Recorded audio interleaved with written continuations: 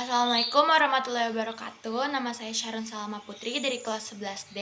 Kali ini saya akan membahas tentang permasalahan sosial akibat pengelompokan sosial. Nah, sebelumnya apa sih masalah sosial?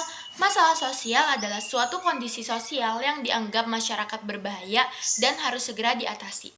Dalam keadaan normal, interaksi sosial dapat menghasilkan integrasi. Tetapi di sisi lain, interaksi sosial juga dapat menghasilkan konflik dengan pihak lainnya.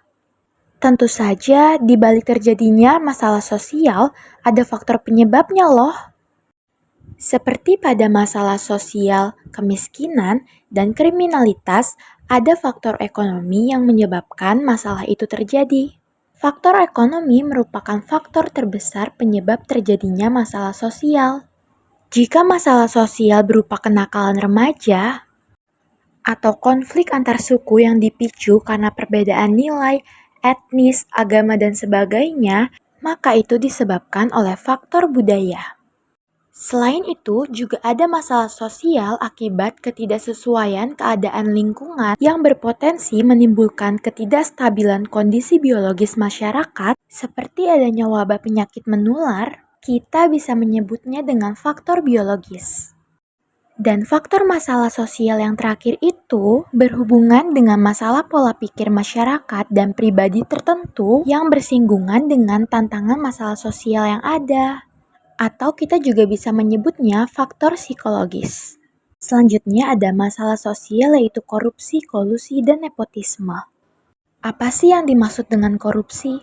Korupsi merupakan penyalahgunaan kekuasaan publik atau kepentingan pribadi yang merugikan masyarakat umum dengan cara-cara yang bertentangan dengan hukum yang berlaku. Nah, kalau kolusi adalah kerjasama rahasia untuk maksud yang tidak terpuji, atau bisa disebut juga persekongkolan. Dalam UU RI nomor 28 tahun 199 menjelaskan bahwa kolusi adalah pemufakatan atau kerjasama secara melawan hukum antar penyelenggara negara atau antara penyelenggara negara dan pihak lain yang merugikan orang lain, masyarakat, dan atau negara. Sementara nepotisme yaitu setiap perbuatan penyelenggara negara secara melawan hukum yang menguntungkan kepentingan keluarganya atau kroninya di atas kepentingan masyarakat, bangsa, dan negara. Nah, kalau secara umum, nepotisme merupakan perbuatan mengutamakan kerabat atau keluarga sendiri yang didasari oleh rasa kesukaan dan kecenderungan, bukan karena kemampuan seseorang untuk memegang suatu jabatan di lingkungan pemerintahan. Karena banyaknya kasus KKN di Indonesia, tentu saja kita harus tahu dong upaya memberantas korupsi, kolusi, dan nepotisme. Nah, ini dia upaya memberantas KKN. Ada memiliki semangat anti KKN, menindak tegas para pelaku KKN, belajar KKN dari sedini mungkin, mengajak masyarakat untuk peduli KKN, dan yang terakhir menghindari budaya hedonisme.